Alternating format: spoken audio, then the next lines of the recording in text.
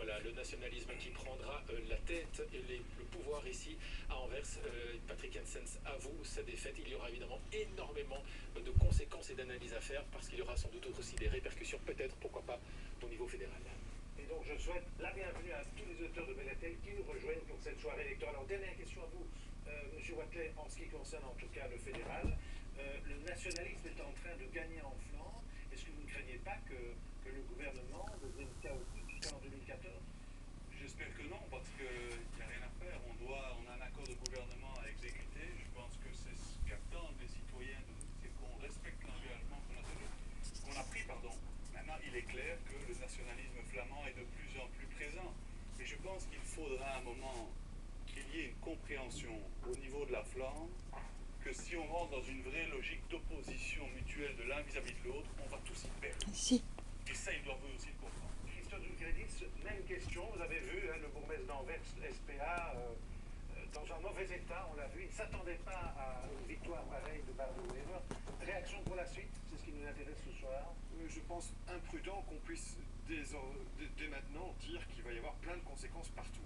Je pense que ça a été aussi très imprudent pendant toute la campagne de faire une campagne qui normalement est quand même une campagne communale. Anvers, c'est une grande ville, mais ça reste que quand même Anvers. On en a fait un enjeu comme si c'était un enjeu presque planétaire. On a fait un boulevard à Bardot-Wever. Il n'y a pas de raison objective, même si le résultat est spectaculaire à Anvers, qu'on considère dès aujourd'hui qu'il va y avoir plein de conséquences à tous les autres niveaux de pouvoir. Je pense qu'il faut garder vraiment la tête froide et travailler.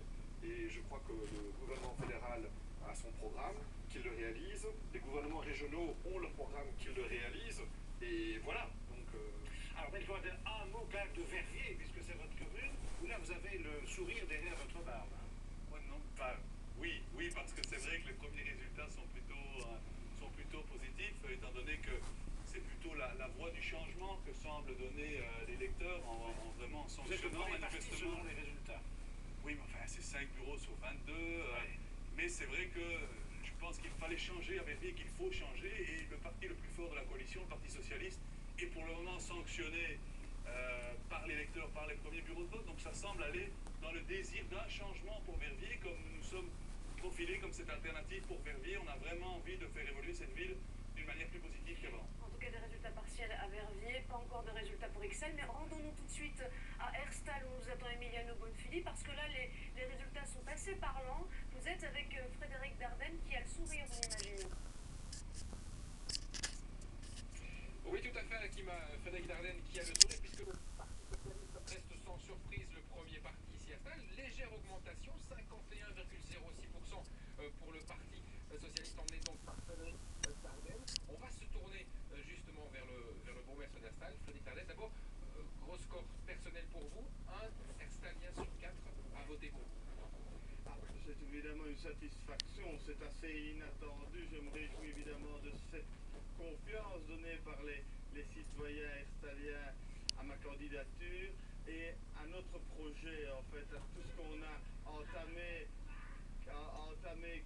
comme démarche. Et c'est vrai que c'était une élection difficile car on était dans une démarche encore en chantier, et donc je craignais que ça soit difficile.